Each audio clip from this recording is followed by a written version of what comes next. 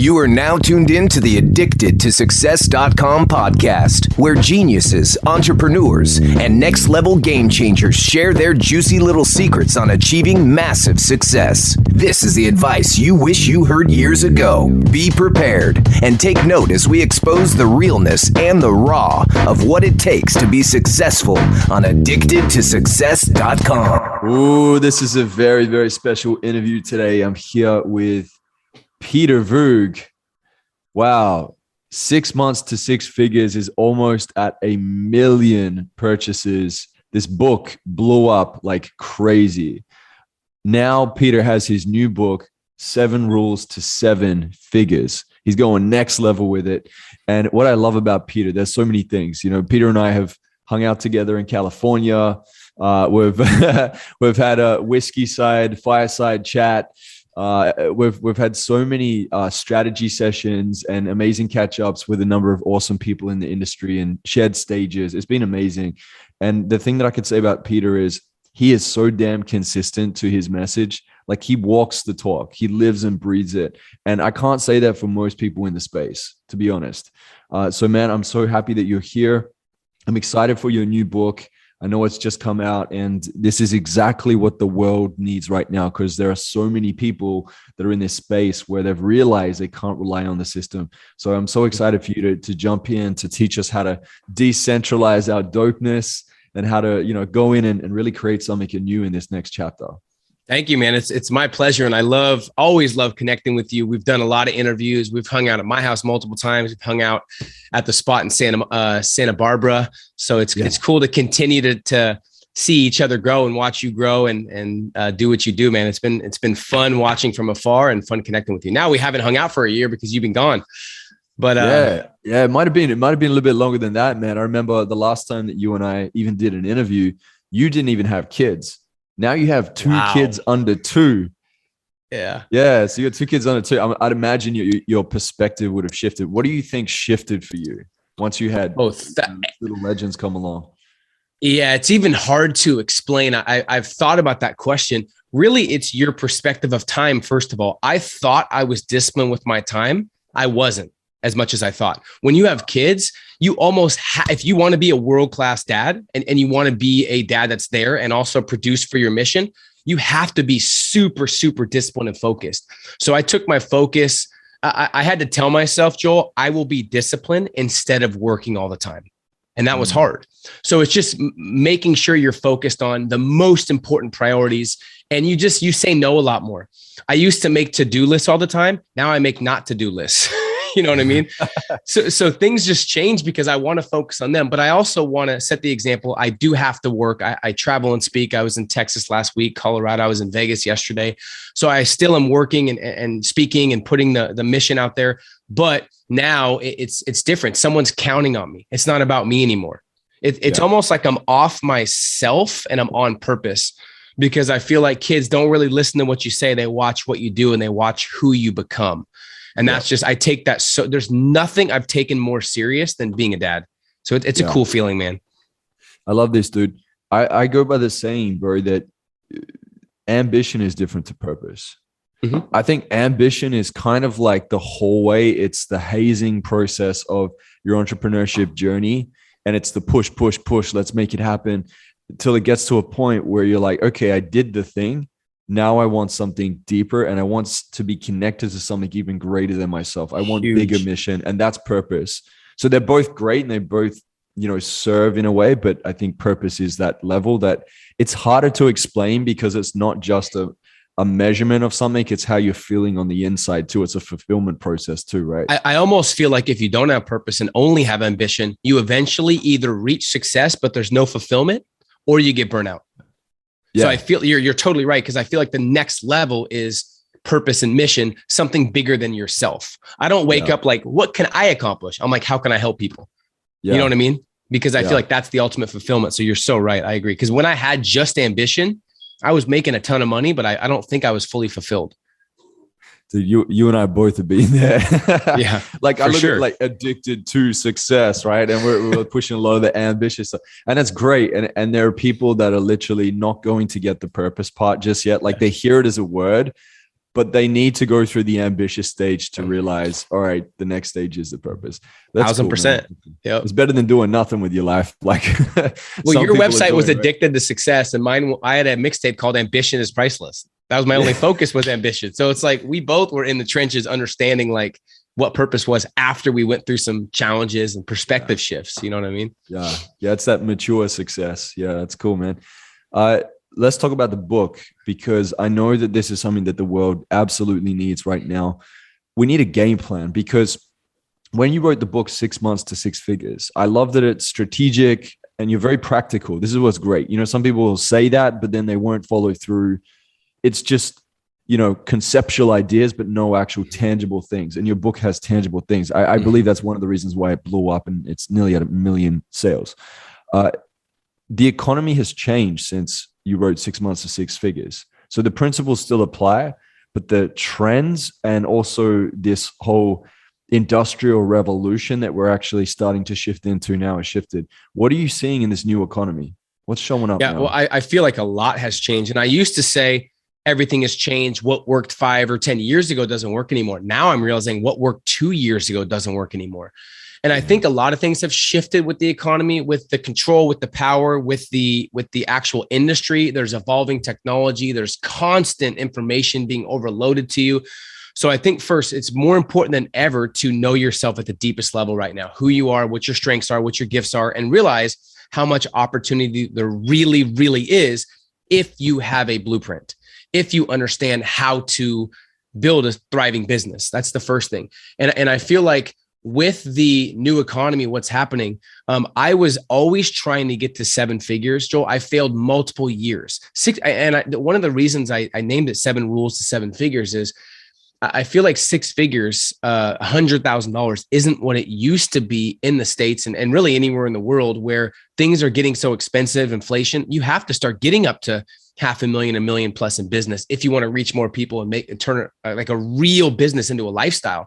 So I'm like, I have to help people get to that 7-figure mark. And for me, I was trying to get to 7 figures, doing more of what got me 6 figures. And I kept hitting a brick. So a lot of people, they just hustle and grind till 6 figures, but getting to 7 is a different mentality. It's a different way of thinking. It's a different set of rules.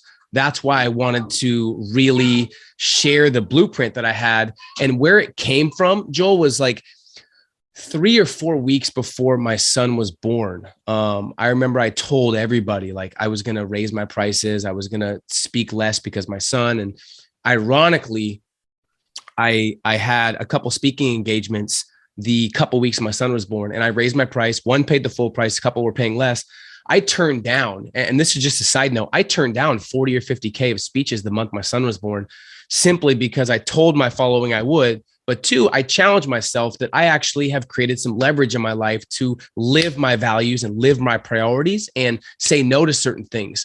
So I want people, from observation, most people I see that make 7 figures plus, they either have no freedom or they have some freedom, but they're so focused on business and they're so focused on employees and always being in the trenches with their team that their kids don't know who they are, or they don't have their priorities intact. And a lot of people think you can't make 7 figures. You have to sell your soul, or you have to work 100 hours a week, or you have to give up time with your family. And I'm here to say, I almost feel like I hacked the system where you really don't have to give all that up. If you're strategic and you understand how to create raving fans, how to build a business, how to share your mission, how to reach more people, understanding what platforms to use, and that scalability right now is more possible than ever. I feel like you can reach a 7-figure income on your terms with the right blueprint, but what it took has changed. I know now 15, 16, 17, 18-year-olds, Joel, making millions. And I know broke 40 and 50-year-olds that lost everything.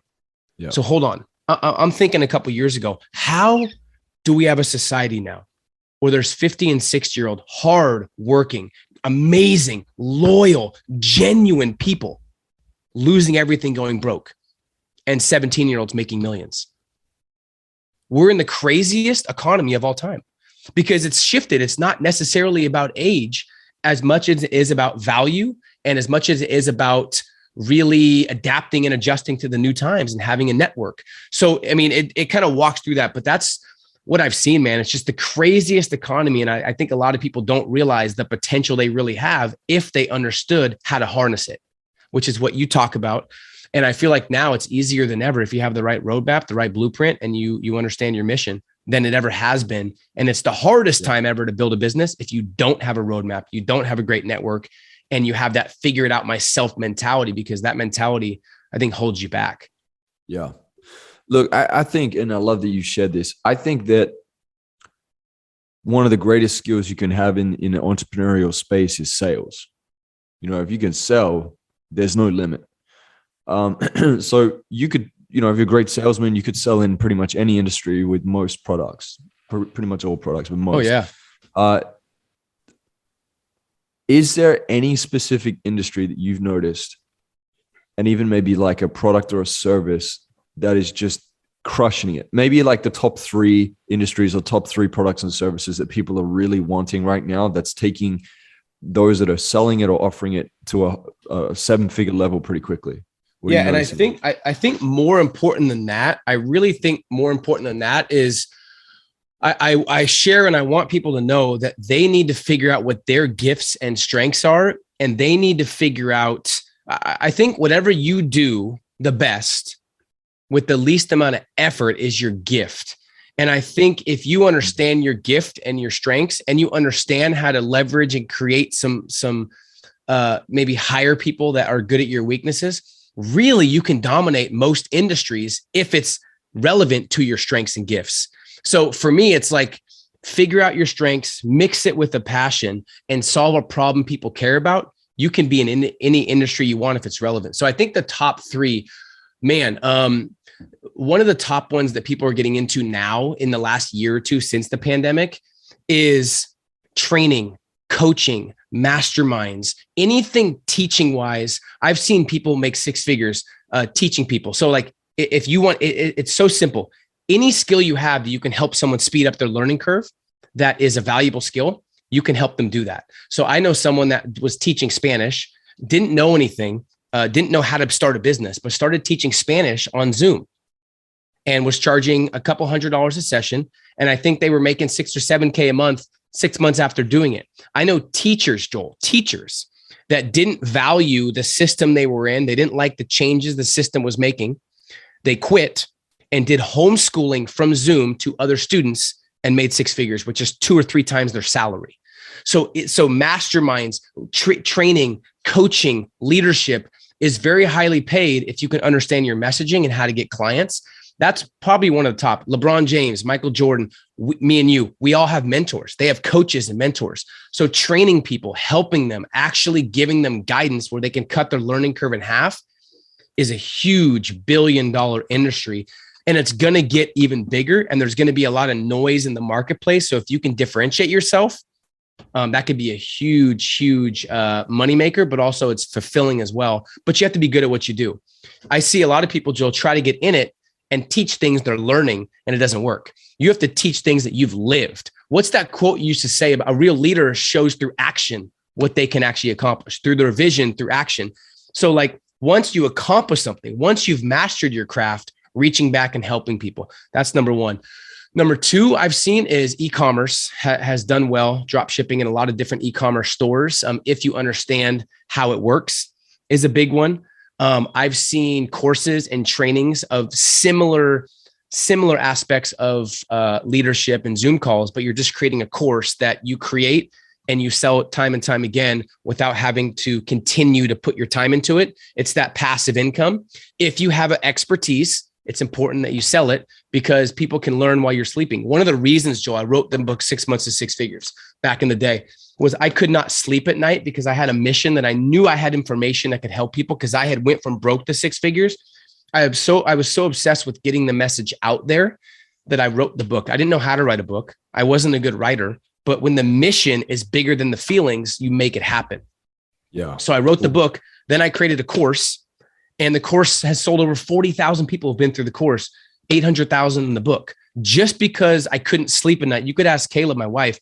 I wasn't even the same person. And I told myself, Joe, I said, I'm not going to write another book till I have the same feeling I had. And before my son was born, I had that feeling. I said, I see too many people creating businesses with no freedom. If you've built $100 million business with no freedom, you did it all wrong. You got $100 million, but you have no freedom. One thing I love about your business is you travel the world, you do what you want, but you put obviously your people first, but you have a lifestyle. If someone's like, hey, I'll pay you $1 million, Joel, to let me control your schedule, I guarantee at least the Joel I know would say, no, I'm good. I want to control my own schedule. So that's why I love courses and creating content like that. And then for me, what I love in the States, what I've been a part of that I've seen a lot of kids get into that are crushing it is real estate is great. And then crypto. I've been into crypto as well. Crypto, NFTs, things like that, the online stuff. So everything is online. And we can keep going in industries. There's skills you can develop. Sales is one of the top ones in the world. Copywriting is a great one. You know what I mean? Sales copy. So social media, if you're creating, I'm paying someone like 3 or 4K a month to create content for my Instagram, Facebook, Twitter. Like if they have, I'm paying them, let's say 4K a month. If they have 4 clients, Joel, 4 times 16 times 12, they're making 180K a year, 4 clients. Yeah. So it's just, if you have that skill, I'm telling you, there's no shortage of ways to make money. There's just a shortage of people's mindset and the limitations they have. That's what I've noticed. Absolutely. Yeah. And I think to your point too, finding that thing that you're really good at. Yep. You don't necessarily have to be so different to everybody else. It's just, what's that signature thing that you have developed because you found your way of executing your craft, that it has a subtlety of something different where people are like, oh, that's edgy. Like, I like that. There's something unique about it and they want that. And like, what would you say, bro? Would you say you only really get that through sitting down and being passionate about your craft and doing it over time? Does it evolve into your signature, or what's the process? Well, I feel like you have to think about what makes you different. You have to study the competition. You have to ask yourself what makes you unique. You have to ask your clientele. The whole purpose of business that I think people miss, you get this at a very high level, but most people miss, the purpose of business is to create raving fans. That is the purpose. Not to make money, not to create freedom, to create raving fans. The more raving fans you have, the more raving fans you have that you get results, the better business you have. Now, if you can leverage those raving fans and they tell people about your business, they rant and rave, you leverage their testimonials, you ask them questions, because customers are marketing geniuses. If you ask your customers what they want and you deliver, you're always going to sell out of everything you have.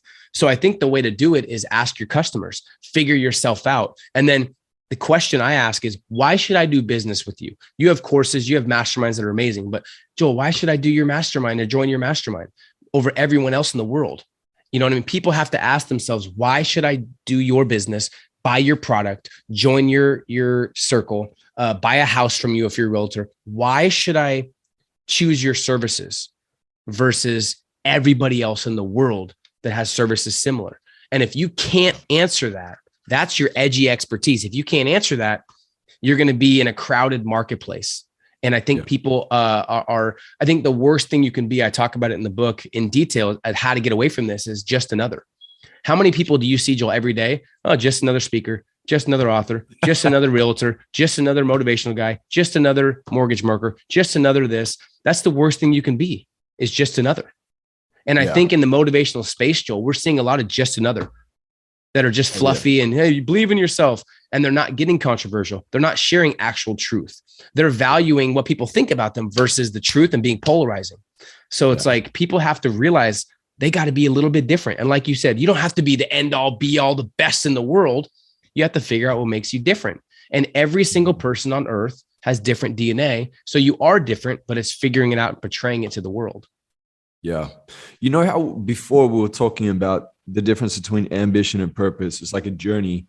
I feel like it's like that with you creating your brand too, because initially you and I probably both did it. We found inspiration in certain figures. I know you were inspired by Grant Cardone, you know, and a number of other people in space. I was inspired by Gary Vaynerchuk, inspired by Tony Robbins. And so some of that is modeled in the beginning because you need something to emulate. Yep. But then it starts to evolve as you actually start to feel more confident sharing your story and developing what you talk about a lot, man, is this world-class self-awareness. So this is key, guys. Like, the more you know about you, the more you actually identify with your strengths. And people start liking what you do because you're yourself. That's the crazy thing. Yeah. Like you actually are more valuable by being yourself. And I think that's huge. And you can relate to this, Joel. I remember speaking at Success Live. I'll never forget this because it changed my life, how I snapped out of these expectations that people had of me. I was speaking at Success Live. Les Brown is right after me, right before me. And I'm the youngest speaker there. I have jeans and a t-shirt on with my Oregon Boy hat, right? Just be myself. And everyone's dressed to the nines. I mean, they're wearing 3-piece suits. As you know, you've interviewed Les multiple times, 3-piece suit. Even the audience members are wearing suits. So it's the morning time. I'm eating breakfast. I'm about to speak. And I'm like, oh my gosh, should I even be here? Should I be dressed better? Should I be in a suit? I don't know. I'm nervous. Are they going to judge me? And I'm like, wait, I snapped out of it. I said, no, this is why they hired me, because I'm myself. You can make money being yourself. It's not about what I'm wearing. It's about who I am and my message. So I went out there and delivered one of my best speeches in my hat, and everyone held 3-piece suits on. I found out later I got booked to speak in Dubai, Joel. They paid me to speak in Dubai, keynote speaker over Brian Tracy, by the way. They told me they picked me over Brian Tracy because they wanted someone fresh and new and young that did not always wear suits, because they want to show that you can be yourself and still make money. And that speech got me booked at so many other events because it's the new wave, man. You can be yourself and make money now. 20 years ago, you got to play the game and wear the suits. And now it's like you can be yourself. So I think what you don't know about yourself these days controls your life. And if you can get to know yourself, I think really that's the ultimate competitive advantage of business, of money, of happiness, of fulfillment, of success. What's the price? You tell me, what's the price of laying in bed at night on your pillow, knowing you're living your purpose, feeling fulfilled, knowing you're being yourself? There's no tag on that, man. It's priceless. It seriously is. And this is what I think is happening right now. People also have certain things on their heart and they're not speaking up with what's 100%. going on in the world. And, to other people that are witnessing you not speaking up, they may think, oh, this person's not involved in this. They're fine. They're safe. But to you may go to bed at night thinking, damn, I'm going to regret this. Like, I wish I was being more of me. Or I got to say that translates into your business too. There's so many times where people are hesitant, they resist, they hold back because they keep worrying about, am I good enough? Am I smart enough? Like, you have to just step in the freaking ring. Like, you got to get the skateboard rolling, you got to get that momentum, and then you can learn and kind of jump from there, leap from there. But just in the way of the teachers that you were sharing before, you said that there were a couple that were able to turn their gifts of teaching into a 6-figure business. How would somebody, because I'm sure there's someone listening right now, there's probably many people listening right now that are like, that's cool, I want to be able to use my gift. How would they be able to get clients or leads? Like, what's that process? What have you seen through your experience? I've seen, first of all, mastering your craft or having an expertise. So if you don't feel like you have an expertise, you just gotta work and really go behind the scenes and master your craft. There's no replacement for being good at what you do. If you're good enough, the money finds you. So there's no replacement. So I don't want to have people think you can cut a corner. You can't. You have to be good at what you do. Okay. But second, you have to understand, once again, it's about creating raving fans. So whatever you feel you're good at, start helping people, start adding value, and start creating some success stories. This takes zero money. It does not take money to create success stories. It does not take money to create success and to create actual raving fans. Once you start creating raving fans, it's about focusing on your unique ability, your positioning. Then people start coming to you. There's a story I talk about with P90X. They were on the verge of bankruptcy. Have you heard of P90X over there? Tony Horton. Yeah, the whole workout program. Yeah. Yeah, they're the #1 best-selling DVD of all time. And he told me the story of how they went from broke to 20 million. One thing, he goes, we were doing it all wrong. We were stressed. We almost went under. We were going bankrupt, and we changed one thing. I said, what'd you change? He goes, we just put up a before and after picture. That's it. I go, wait, what? He goes, we started the before and after pictures. So what that shows is he put a picture of someone before P90X and the result they got, and their whole business exploded. Joel could talk about his business for 5 hours straight about what he does. If one of his clients that he's got results with talks about his business for 10 minutes, that's way more powerful. If someone says, Joel changed my life, I got these results. I went from stressed and discouraged. I didn't know my purpose. Now I'm living my purpose. I wake up so happy, and that's priceless. Joel's system helped me do that. That is 10 times more powerful than you talking about what you do. So people love talking about their expertise. It's not about that. It's about, can you solve their problem? So start making money. Money is a reflection of value. Put your value out there, put your best stuff out there, and watch what happens. That's really the key, man. There's no like crazy formula. I talk about branding and positioning. I talk about the power of the right foundation in business and social media in the book. So I do give very clear-cut, comprehensive action plans. But in general, you got to just get your stuff out there. And people tell me, has anyone ever asked you, Joel, like, I'm not good on camera. I feel weird getting out there. I don't know how to put content out. I feel weird speaking. I don't know how to get my message out. If people say that, it's about them. They're like, I. Yeah. It's not about you. It's not about you. If you get off yourself and you realize it's not about how you look or how you sound, it's about the message you're giving. Once the message becomes strong enough, you don't care how you look. You just get the message out there, right? So that's the first step, is just mastering your craft. Second is putting your message out there. Create a test group. Hey, usually I was going to charge $500 for this. I'm going to charge you half the price, or I'm going to give it to you for free to show you, but I will use you as a testimonial. And this forces you to actually get good at what you do. If you get them results, people will love to pay you for it. And there's legalities and there's tactics in between, Joel. But these days, getting a website, creating copy, social media, it's not as hard as it used to be. It's not as hard to create a website and to do all these things as it used to be 5 or 10 years ago. Now it's becoming easier. You don't need to be technology savvy anymore. You know what I mean?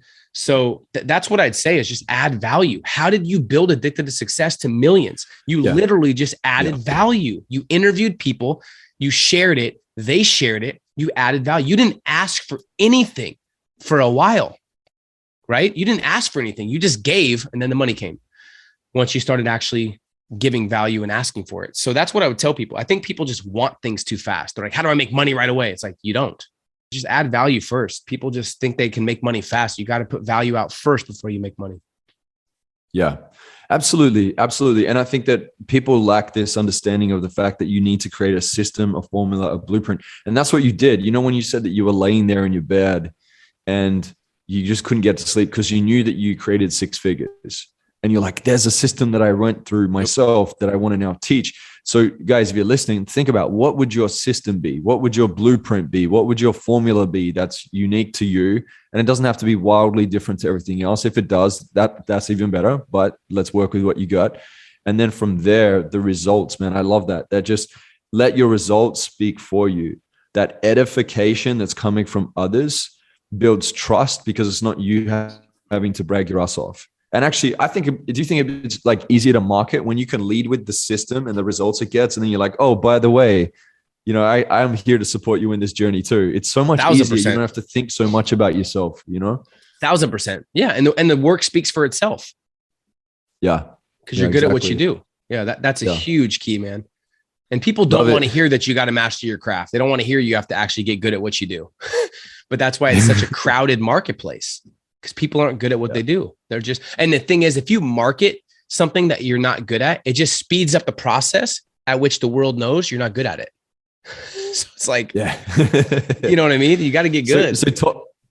So talk to me, bro. You make your income predominantly from your coaching programs. And then from there, you put it into real estate, obviously, which is great investment. Also, you split it off into crypto as well. So I know you're not going to do like a full rundown on crypto, but what's your experience been like with crypto, and what kind of principles would you share just off the top of your head that we can consider if we want to get to 7 figures with this? Yeah. So there's a 4-step formula money-wise that I've always followed, that when I interviewed 300 something plus millionaires the last 10, 15 years, it's a similar process that almost every millionaire follows. It's like 4 things you invest in. First thing you invest in is yourself, your mindset, your mentorship mentality. You have to invest in yourself. It's just that every successful person I've ever met invests in themselves. Number 2 is back in your business, and whether it's your team, marketing, personnel, whatever it is, that's the second thing. Now you create a money machine. So now you're making money because you invested in yourself and your business.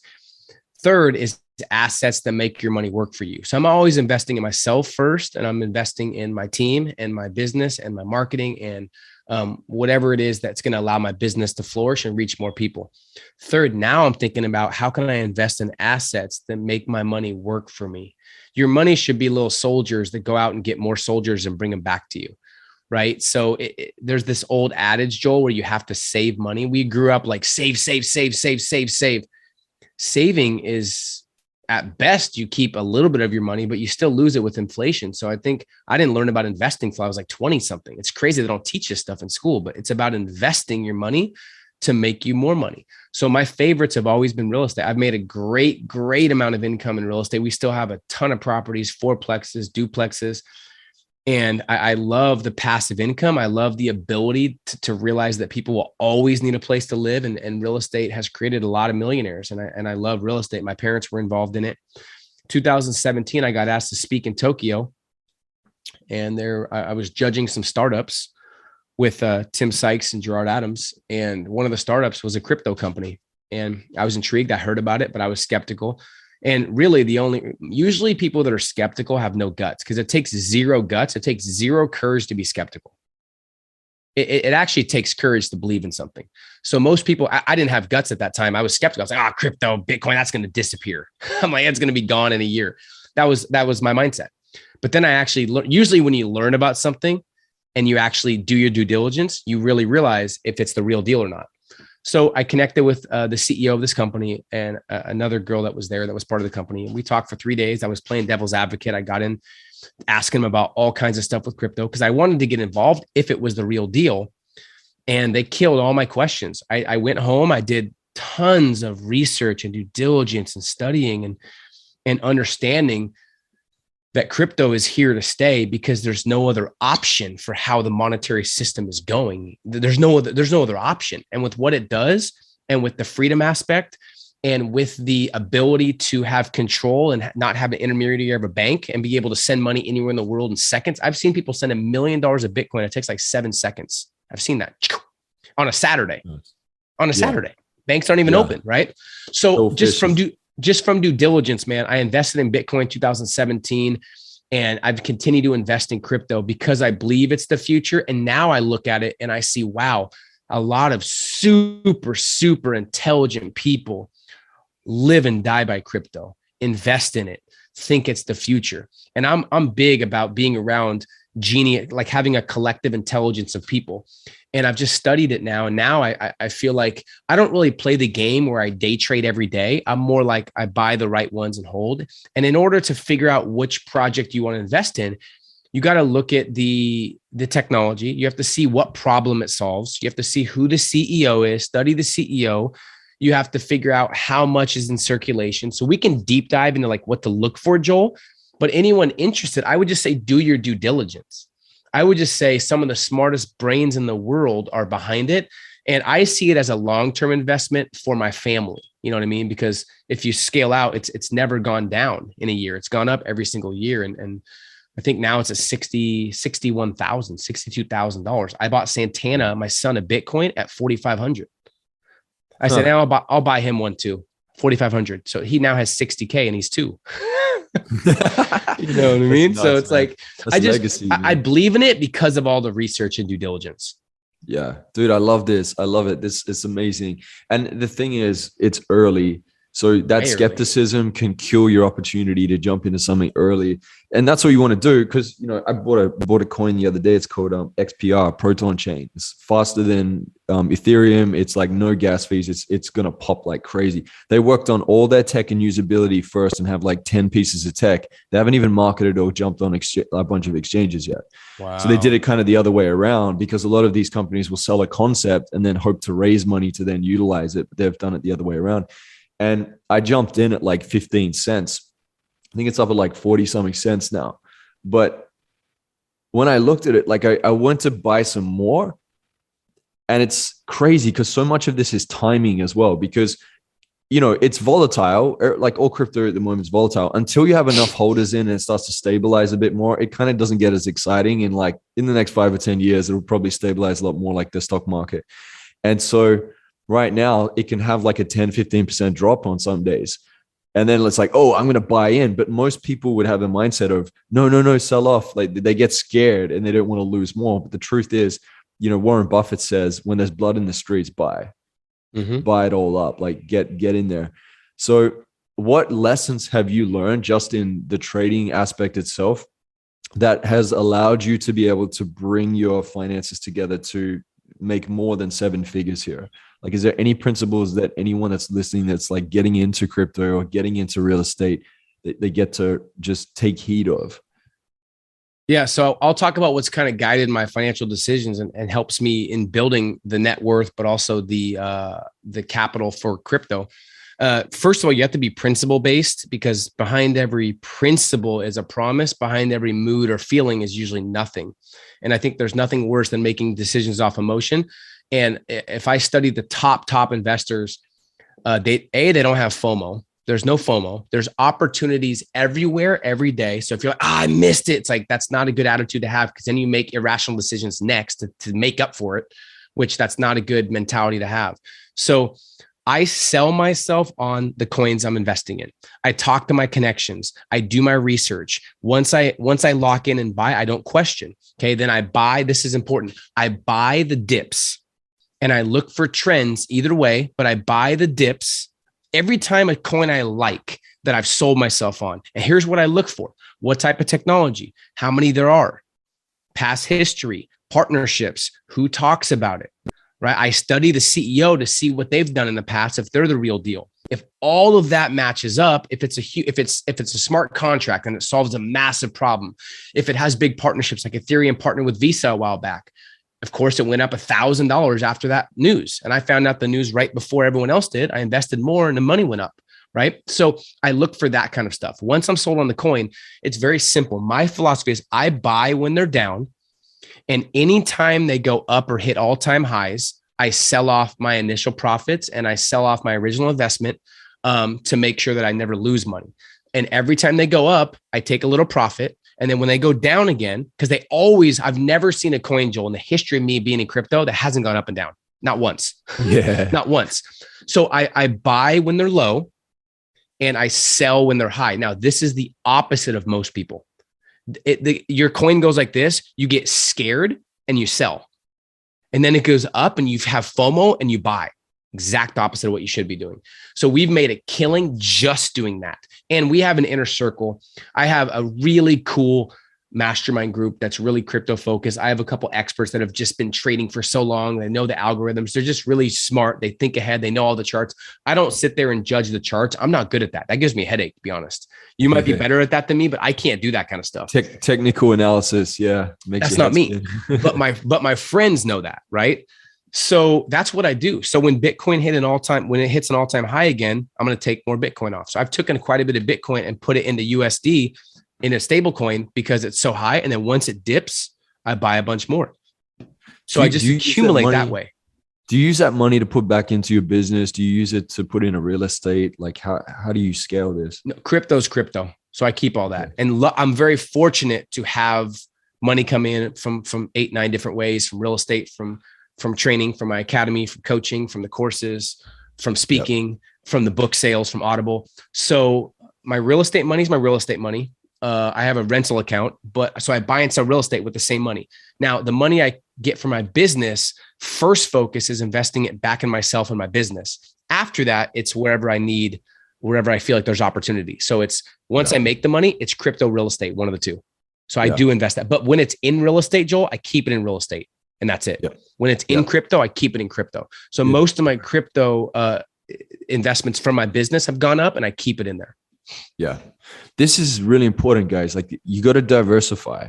You can't have all your eggs in a basket, but like grow on each one, learn the principles. And actually some of those principles will be applied in multiples as well, right? In each 100%. So, okay. Crypto is really important to you. I get it. It's, I get that. Real estate, that's a no-brainer. Business, we're always learning and adapting. My question is, what happens if, and we're hypothetically speaking, it feels like it's trying to go this way right now, but it hasn't quite made it there. What happens if there's a centralized model that comes in and it like the walls come in and everyone's funneled into this centralized system? what do you think the best play would be for us to still maintain sovereignty right now? I think a couple things. One, I think you have to be diversified. You have to have some cash. You have to have, I was talking to this exact question arose in my mind. So great question. I was talking to some of my, I guess I would say most intelligent money friends, like the highest net worth that like really know the banking systems and stuff. And it's important to have some money in the biggest banks, because if any of the top 4 or 5 banks fail, they're going to have a huge problem that's just bigger than money. So like when Lehman Brothers and when Washington Mutual went under, that was a huge issue. So having your money in some of the biggest banks, Wells Fargo and stuff, I used to think was scary. It's important to have some in there. I like crypto because they can't touch it and they can never monitor it, no matter what. So even now, what will happen if something centralized come out, or there's news that comes out about controlling crypto, controlling you, it's illegal. You still have your crypto. It will go down because of all the 10 or 20% of people that don't understand the technology, that just want to make money with it. They don't understand it. They'll sell because they're scared. But the core holders will keep it, and it'll eventually go back up again because there's only 21 million, and because it's so easy to use, and because it's actually a currency, right? It's somewhere that you can keep currency and buy and sell in seconds. So diversification is huge. Real estate wise, it's tricky right now to buy because of all these big companies, BlackRock, Vanderbilt. They're literally buying up a lot of real estate in bulk. So we put an offer on a ranch up in Montana, Joel, and put we put 80,000 above asking cash. I'm so sorry. No, you're not in the final offers. I said, hold on. We put 80K above what they were asking. And wow. I told you, we would go higher because we love this spot. It was perfect for us. We'd go higher. Like, why don't you come back to us? I'm so sorry. They had an offer they couldn't refuse. I'm like, and that's happened to almost everyone I know. So it's like trying to get into real estate now would not be that intelligent because it's a seller's market, not a buyer's market. If you have real estate that's very, very high, it might make sense to sell and kind of live off the grid, or get an RV, or rent, like live a little bit below your means to stack that cash, because the market's going to correct eventually. But it's just diversification, man. It's just having cash. It's having crypto. It's having an actual nest egg where you can survive 6 months without like a job, without, if they somehow control certain money, you still have money to live for 6 months. It's a tricky question to ask, because it's like, there's only so much we can do because they have so much control in terms of money. You know what I mean? I'm a little nervous because a lot of places now don't even accept cash. Yeah. It's crazy. It's like cash is cash. Absolutely. Cash is king, I heard. But now they're, we don't accept cash. I'm like, what do you accept? What's realer than cash? A fake credit card where they loan out our money for 20% interest and pay us 1% interest? Yeah. You know what I mean? It's a crazy world, man. But I think just diversification, have your money in different spots. We have cash, we have real estate, we have money in the bank, we have crypto. And your greatest asset, I think, is your mind and your business, that you can print money when you want based on the system you've created of adding value to people. Yeah, absolutely, man. Absolutely. Yeah. I think that you want to be able to have enough diversification where if something ran into a wall of trouble, they can't leverage off that to pin you down and control you. Exactly. That's a key. So like right now, like audit yourself right now and sit and look at like, what am I doing to diversify? It doesn't need to be that you have multiple 6 figures in one account and another. Like just start putting some over here, some over there. Like start putting some things into places where it's diversified and it's not under the one exact system. Eventually, if they want a centralized system, well, that's just a different game plan altogether that you'd have to come up with. And even but it will be easier if you're diversified. Even if they do that, exactly. It's easier. Yeah. Yeah. Yeah. But also you've always have your mindset too. So if you're not investing in that, like as Peter says, is so important, then it's going to become 10 times harder for you if there's a centralized system. So I love 100%. This, man. There's some cool tech that's been created in this time, right? Like these decentralized apps and technology that's coming out. There's a lot of innovation that's allowing us to stay in our sovereignty. The blockchain, awesome, and that's the purpose, the freedom of it. People love freedom. That's why it's so addictive to people now, and they're so committed and excited about it, is because for the first time, it's not government controlled. Now, does the government like that? No. But do the people do? Yes. And the people are going to speak, and people like you are speaking truth and speaking up. The only way that we're going to get our freedom back is if we have values and we stand strong in our standards and our freedom and fight and talk when things bug us or talk when things don't feel right because other people are feeling the same way as you. So I love that you said that because it's so true. If we accept and just question nothing, there goes the economy.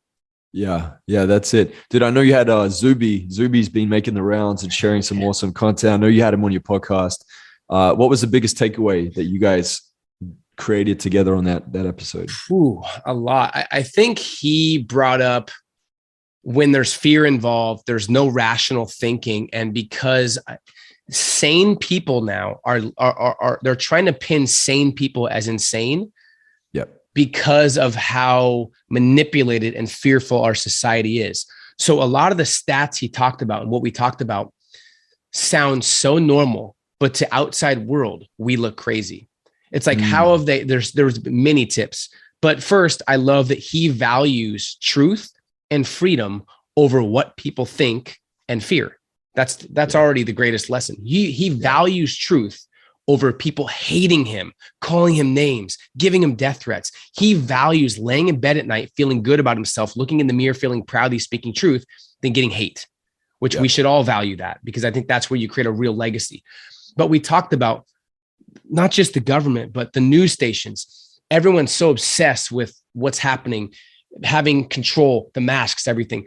They never have once talked about exercise or health or wellness or actually protecting your body and having a strong immune system. Not once. It's always one mask, two masks, get the jab, get this. We can help you be healthy. You can't help yourself, but we can help you be healthy. Right? Why don't they promote health and vitamin C and wellness and exercise and gym and not eating fast food? Oh, because it's not about actually what they care about for us. It's not about having our best interests in mind. It's about power, control, and money. And we also discovered that was just, it sounds crazy thinking about it, but think about this, Joel. How many people died from COVID the last year? At the same time, depression, suicide, heart disease, mosquitoes, driving, like car accidents, has killed more people. Yeah. But they're not like, hey, get your mosquito spray. They're not like, hey, make sure you don't eat fast food. Hey, make sure you drive careful and wear your seatbelt. They're just focused on control. So if people understood that, they'd be so much better off and they'd have so much more freedom, flexibility, and fulfillment. But fear's taken over. Fear's taking over the society and we have to adapt or there's going to be no more freedom left for most people. Yeah. You know what I mean? Think about that. Why don't they talk about fast food? Why don't they talk about mosquitoes are killing more people than COVID? Why are people so scared when the success rate is 99%? And people are like, if I don't have a mask, they're like, it's like, dude, A, you have a 99% chance of surviving. B, why are you so obsessed with me if that works? Yeah, exactly. So it's just there's no logic. It's nuts because and we're going to wrap up soon, man. I know we're going to have a shorter. You're getting me fired up now, dude. The thing is, like, every industry has been bastardized. It's been distorted and taken advantage of. We can see that. That's when this greed comes into play. Now, I don't know if you know this, but if you look at the history of the medical system, back 111 years ago, so this was in 1910, at that time, homeopathic, naturopathic, herbal medicine was like mainstream medicine then. That's what most people were taking. Now, you had these two guys that we know of, these foundations of Rockefeller and Carnegie. I knew you'd say that name. Yeah, Rockefeller and Carnegie stepped in, and what they wanted to do was they wanted to bring in petroleum-backed patent pharmaceutical products. And so in order to be able to make that thrive, they needed to monopolize the industry. So they bought out these two brothers called Abraham and Flexner, and they created this Flexner report, which gave them mass media exposure to pharmaceuticals to start advertising pharmaceuticals. They also bought the schools out. So there was like 22 schools around 1925 to about 1940. By the time they reached 1940, there were no more schools left that were considered schools for medicine. They were all schools that were Flexner schools. And the only way you can become an MD, a medical doctor, have your master's degree, is by going through a Flexner school. So they literally cornered and outed the whole natural way of treating our body, and it all became about pharmaceuticals because they can't patent something from nature. You can't do it. Like I can't patent a freaking apricot seed. And by the way, apricot seeds, you can extract B17. This is a vitamin that God's given us called vitamin B17. It actually literally destroys cancer cells. But what's happened is because it can't be patented and made into a pharmaceutical product as a sale, the FDA has banned it. So you guys, if you're listening, you can hear like how this is being monopolized. Think about that logically. Though. And also, if we actually allow that to happen, Joel, people are healthier. Then they're not going to make money on the back end because everyone's healthy. So it's a double negative if they don't have our best interest in mind. Yeah. And also healthier people are happier, right? When you're happier, there's so many benefits. I know when I'm happier, I tend to do a lot better in business. So we thrive, we become more free and we thrive. You look at your country, bro, Florida, you know, they had these multiple sports teams. When all the rest of the country were in like lockdowns and mandates, Florida was open and free, and all 3 teams kicked ass and won all their finals. And so the lesson behind that, if you look a bit deeper, is that people succeed when they feel freedom. And this is what happens when you're looking at lockdowns that are happening in different countries around the world. What they're doing is they're isolating people down so they can have centered, focused control over people. If we can isolate and bring people into fear in a group and they all start talking about what they fear, we've got them to submit. It's an age-old trick, bro. It's happened throughout history, but it's psychological darkness. And we've got to do our best to rise above that noise and stay in a higher frequency of freedom. And that's what Zuby said is when you're in that group, they make the actual people that go against them, the intelligent ones, they try to make them look insane. Yeah. When they're the ones that are actually trying to spread truth. That's the scary thing about society. So I just want people to, like you said, wake up and start really, if something doesn't feel right, if you don't want to do something that someone tells you have to do, stand up. Yeah. So bro, all the financial principles are in the book. 7 rules to 7 figures, guys. Make sure you get your hands on it. You can order that from Amazon, right? You can get it from your website. What's your website address? Yeah, well, they can go to 7rulesbook.com. We give a lot of bonuses there if they want to get the execution. There's like a workbook that comes with it as well. But Amazon too. I'm happy if they check it out. Yeah, however they want to get it.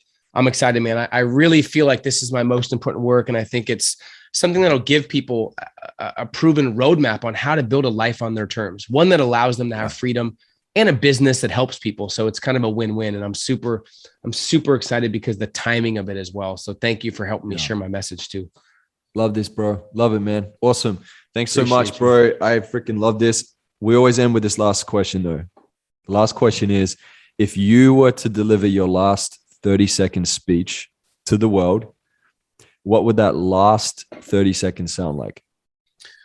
In all my experience, I've realized the greatest currency there is on earth is the effect you have on another human being.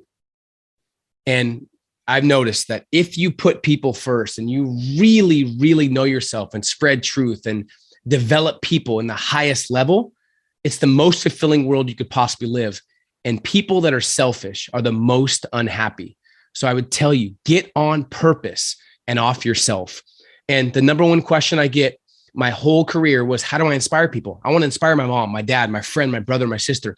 And I realized eventually that you don't. You live your best life. If you live your best life and you practice what you preach and you walk the walk and you actually live what you feel is right, the right people will be inspired more than ever by you just living your purpose. That's what I hope for everybody.